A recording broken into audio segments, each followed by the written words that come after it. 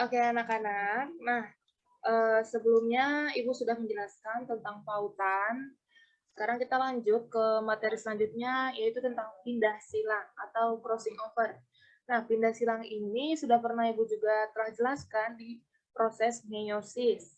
Ya, di bagian mana pindah silang itu, di bagian proses mana meiosis itu? Ayo, coba diingat-ingat lagi di bagian mana meiosis yang terjadi pindah silang. Nah, di sini Ibu lebih menekankan lagi proses dan juga contoh soal untuk pindah silang ya. Pindah silang itu apa? Nah, peristiwa pertukaran segmen kromatid ya, kromatid yang sudah Ibu jelaskan kemarin, kromatid yang bukan saudaranya dari sepasang kromosom terjadi pindah silang. Dan kromosom A, kromosom B, pindah silang. Nah, ini dia ya. Oke. Peristiwa ini udah pindah silang, terjadi kromosomnya pindah silang, dia menghasilkan rekombinan gen yang baru atau kombinasi baru dari sifat induknya ya. Kromosom ayah, kromosom ibu pindah silang dan menghasilkan rekombinan gen-gen yang baru ya, kombinasi baru. Nah, sehingga karena terjadinya pindah silang, maka terbentuk 4 gamet. Apa saja? Ada 2 dari induk, misalnya dari kromosom ayah dan kromosom ibu, dan juga ada 2 gamet yang hasil rekombinannya, hasil dari persilangannya, gitu ya. Jadi ada 4 macam gamet di pindah silang, ada 2 dari induk atau dari parentalnya, ada 2 gamet yang dari hasil penyilangan pindah silang atau tipe rekombinannya, ya. Oke, sampai sini dipahami dulu. Jadi parental ada 2, disilangkan hasilnya ada 2 rekombinan gen. Jadi bisa mirip ibu, bisa mirip ayah, gitu ya, atau jadi penyimpangan, kita lihat.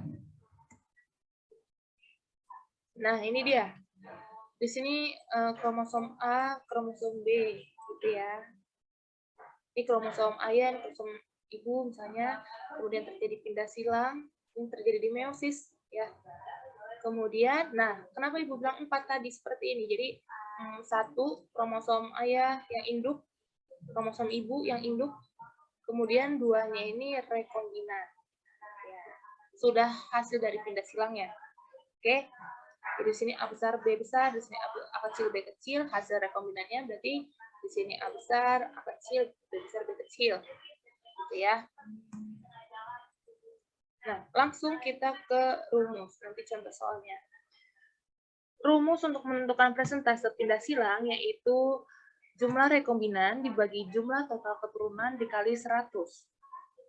Seperti apa contoh soalnya? Seperti ini. Ya, pada persilangan lalat buah, Drosophila melanogester, yang jantan bermata merah sayap normal itu P besar, V besar. Nah, ini merah. P besar, dengan lalat yang betina bermata ungu sayap keriput, P kecil, V kecil. Didapatkan keturunan sebagai berikut. Jadi di soal ini dia sudah diberitahu nih jumlahnya, persilangannya seperti apa, dan jumlahnya seperti ini. Gitu ya. Yang sayap normal, yang induknya P besar 382, kemudian yang P kecil ada 353. Ini hasil rekombinannya ini. Nah, yang ditanyakan, berapakah persentase kombinasi parental, rekombinan, dan NPS pada persilangan tersebut? Gitu ya. Kombinasi parental, berarti yang ditanya parentnya dulu, induknya dulu nih jumlahnya. Berarti kalau yang ditanya parental atau induknya, kita lihat dari soalnya lagi. Oh, ini yang disilangkan, berarti ini parentalnya. Ya, P besar dengan P kecil, itu adalah parental, induknya. Kok itu induk, Bu? Ya, jelas dong, karena dari soal dilihat persilangan ya, berarti yang disilangkan induknya, kemudian hasilnya itulah yang rekombinan gen. Oke, kalau dari soal ini yang mana rekombinan gennya, Bu? Gitu ya. Kalau ini kan apanya? Yang induknya. Ini induk, yang betina, ini yang resesif, ini yang jantan. Nah, berarti sisanya apa? Sisanya adalah hasilnya, yaitu rekombinan gen yang ini, gitu ya. Ini yang rekombinan. Oke, sampai sini dipahami dulu. Nah, kemudian dilihat yang ditanya lagi apa? Rekombinannya. Kalau yang ditanya parental berarti tadi udah ya. induk sama induk. Kalau yang ditanya rekombinannya, berarti jumlah yang rekombinannya saja, 16 dan juga 22. Ini yang rekombinannya ya, hasil dari pesanan induk. Selanjutnya, kalau yang tanya NPS, nah ini yang sering keluar, NPS, nilai pindah silang. Berapa? Gitu ya. Di sini jumlah rekombinan, berarti yang ditanya, yang dicari adalah jumlah rekombinannya dulu untuk menentukan NPS. 16 ditambah 22 ya, rekombinannya, terus dibagi jumlah total keturunan. Kalau yang tanya jumlah total keturunan, berarti ini ditambahkan 382 tambah 16 tambah 22 tambah 35 gitu. Jumlahkan dikali 100. Sudah. Oke. Nih, jawabnya ya. Nah, ini tadi kombinasi parental jumlah dari yang tadi yang sudah ditunjuk, P besar, P besar, P kecil, P kecil, kemudian rekombinan. Nah, hasil rekombinan dan nilai pindah silang itu sama. Karena kalau dilihat dari rumus seperti ini. Ya, jumlah rekombinan. Oke. Sudah, kalau bingung silahkan dikasih komentar ya di bawah. Nah, selanjutnya, ternyata ada beberapa faktor yang kemungkinan mempengaruhi peristiwa pindah silang. Ya. Yang pertama adalah jarak antara gen-gen. Ya, gen yang terangkai makin jauh tentang satu gen dengan gen lainnya makin besar kemungkinan pindah silang. Kemudian suhu normal akan memperbesar kemungkinan pindah silang di atas atau di bawah suhu normal. Nah, kemudian umur semakin tua, semakin kecil terjadinya peluang pindah silang dan juga zat-zat kimia yang memperbesar kemungkinan pindah silang. Oke, jadi ada beberapa faktor mengapa bisa terjadinya pindah silang ya. Oke, selanjutnya yaitu gagal berpisah. Ya, gagal berpisah. Berpisah itu mudah. Kalau kata Rizky Febian. Nah, atau non-disjunction. Apa itu gagal berpisah?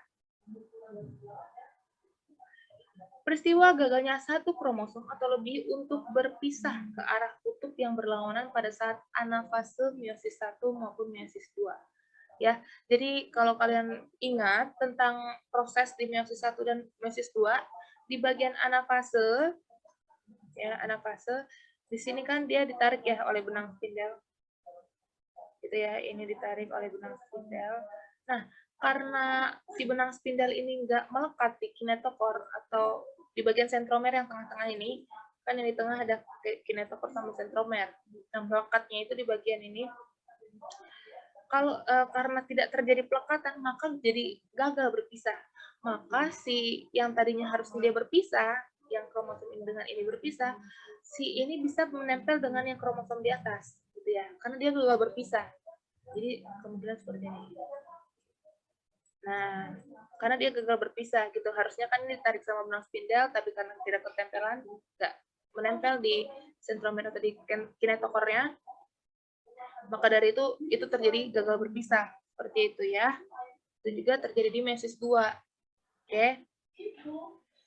Nah, ini gagal berpisah mengakibatkan sel anak kelebihan atau kekurangan. Jadi masih diingat hasil dari meiosis 2, hasil terakhir, itu bisa jadi N+1 kelebihan kromosom atau N-1 ya. N-1 atau kekurangan kromosom. Oke. Selanjutnya.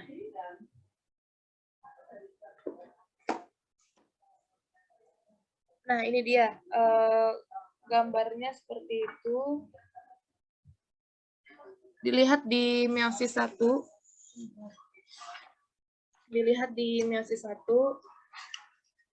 Nah, ini karena dia nggak diikat sama si benang spindel, makanya si kromosomnya menempel gitu ya dengan kromosom lain yang di sampingnya. Nah, itu juga terjadi di yang meiosis 2. Oke? Nah, seperti ini kalau kelebihan kromosom, jadinya N+1 hasilnya harusnya N ya. Harusnya normal seperti ini ya, haploid. Ini kelebihan kromosom, ini kekurangan kromosom. Itulah yang terjadi ketika gagal berpisah. Oke. Ya. Selanjutnya. Nah, ini contohnya untuk gagal berpisah. kromosom ayah, kromosom ya, kromosom ibu, misalnya dia normalnya seperti ini ya. Normalnya persilangan itu seperti ini. Oke, parental sama dengan ibu disilangkan dengan ayah. Kemudian hasilnya seperti ini gametnya. Ini normal.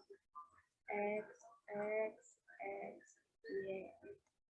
Nah, berarti F-nya berapa? Berarti ini kan.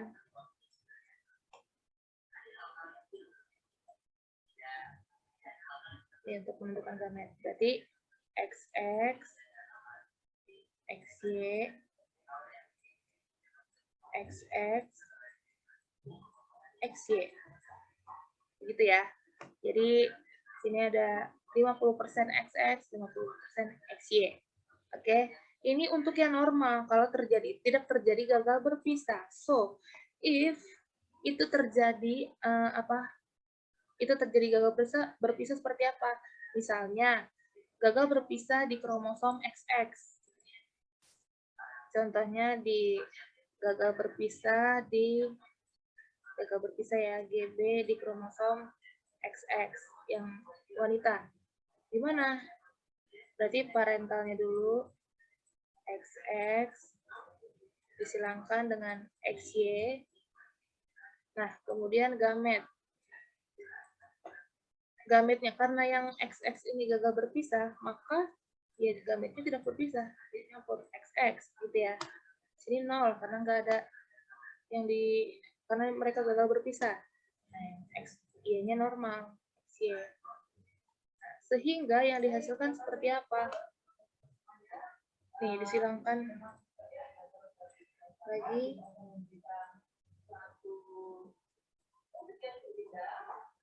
Oke.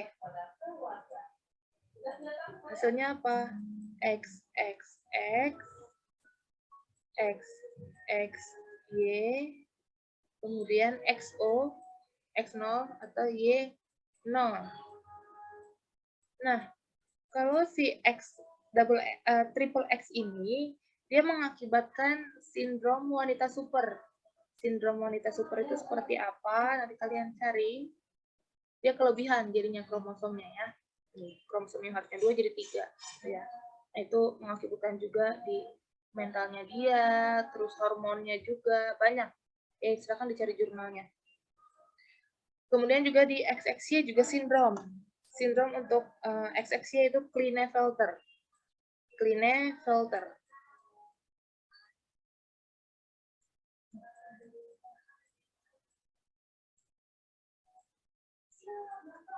Nah, sindrom Klinefelter itu seperti apa? Dia ada kromosom Y-nya, ya ada kromosom Y-nya. Berarti di sini yang laki-laki itu fisiknya laki-laki, bisa nih kayak gitu, fisiknya laki-laki tapi dia laki-laki tapi fisiknya mirip perempuan. Nanti kalian lihat gambarnya seperti apa ya di Google ya, di searching. Nah, kalau yang XO apa? Sindrom Turner.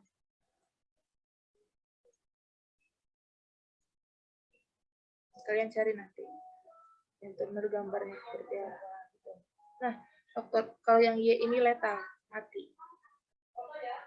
Ya, seperti itu. Jadi untuk yang kalian kenal atau saudara atau siapapun yang sindrom itu jangan dijauhi ya, karena sindrom ini adalah genetik. Ya, genetik. Ini seperti ini, banyak sekali sindrom-sindrom, nanti kita belajar kalau cukup waktunya di mutasi juga banyak. Sindrom-sindrom. Oke, nah ini kalau misalnya gagal berpisah di XX, di yang perempuan. Tapi kalau yang di laki-laki seperti apa?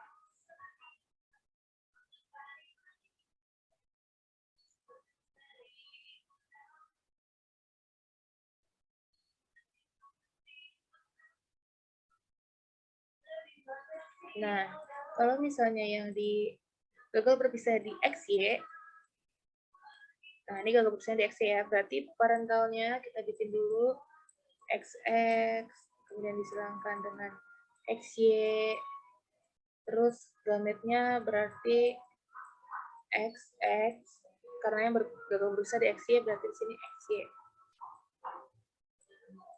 Oke. Filialnya berapa? Apa jadinya? Ya.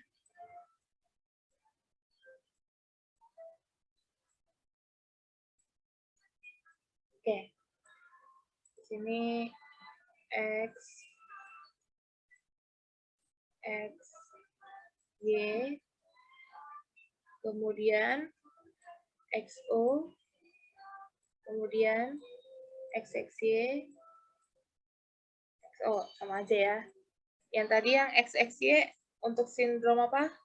Sindrom Turner, yang XXY itu Klinefelter. Klinefelter yang tadi yang XO adalah Turner. Kalian lihat di Google sindromnya seperti apa. Oke.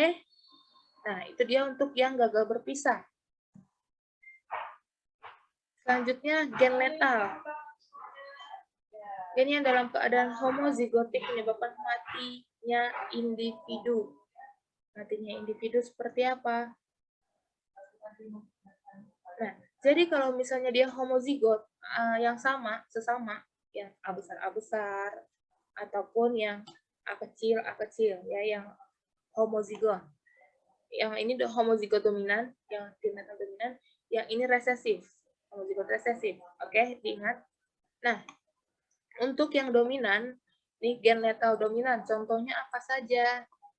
Ini dia banyak ya, gen yang menyebabkan kaki dan sayap pendek, warna rambut kuning pada tikus, yang tikus harusnya warna abu-abu gitu ya. Ini warna kuning, gen letal.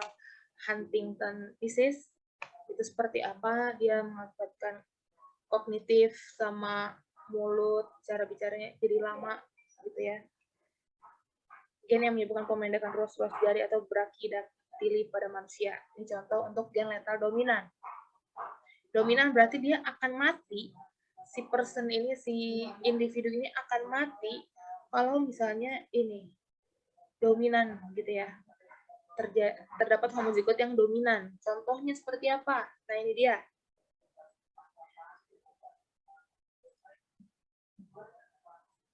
Ayam bergenotip C besar C kecil dapat hidup tetapi cacat, yaitu kaki dan sayap pendek. Nah, contohnya persilangan ayam creeper. Ayam normal. Yang normal ini bukan C besar C kecil ya, karena yang C besar C kecil itu creeper. Ini C kecil, C kecil. C kecil, C kecil. Kalau ayam normal, sorry. Kalau yang ayam normal maksud ibu C kecil, C kecil. Tapi yang disilangkan itu di soal adalah ayam creeper. Ayam creeper itu C besar, C kecil. Jadi bukan ini ayam normal, ini ayam creeper. Oke. Ini ayam creeper. Ini genotipnya C besar, C kecil, C besar, C kecil. Gametnya C besar, C kecil, C besar, C kecil. Sehingga ditemukan F1-nya yaitu yang C besar letal. Why letal? Karena ini contoh dari yang gen letal dominan. Jadi dia akan mati kalau misalnya ininya dominan. Ya. C besar, C kecil dia yang creepernya. Ya, yang creepernya. Dia normal tapi creeper. Dia masih hidup tapi pendek kakinya. Gitu ya. Tapi yang normal adalah C besar, C kecil. Gitu ya. Begitu pula juga dengan yang tikus kuning, yang harusnya dia abu-abu, dia malah kuning tikusnya. Oke, tikus kuning. Nah, ini disilangkan. Ya besar, ya kecil, ya besar, ya kecil. And then dilihat persilangannya, ya besar, ya besar, tikusnya letal. Ya, mati. Karena dia dominan. Ini contohnya. Ya besar, ya kecil, warna kuning. Dia hidup, tapi dia warna kuning. Dan yang normal adalah ya kecil, yang abu-abu. Oke, begitu ya untuk contoh gen letal dominan. Selanjutnya ada gen letal resesif. Contohnya adalah gen yang dapat menyebabkan kelainan albino pada tanaman jagung. Ini dilihat tanaman jagung.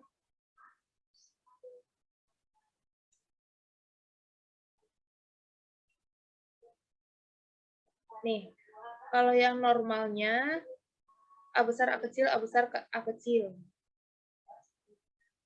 Tapi kalau yang resesif, dia albino, tidak ada klorofilnya. Mati, gitu ya. Nih, gametnya A besar, A kecil, A besar, A kecil, filialnya A besar, A besar, C selama dia masih ada yang dominan, dia normal, punya klorofil gitu. Tapi kalau yang resesif, yang A kecil-kecil, dia letal, mati, ini albino. Itu ya, untuk gen letal resesif. Dah, seperti itu. Jadi di pertama ada pautan, kemudian ada pindah silang, ada gagal berpisah, dan juga ada gen letal. Ya, untuk materi yang ini.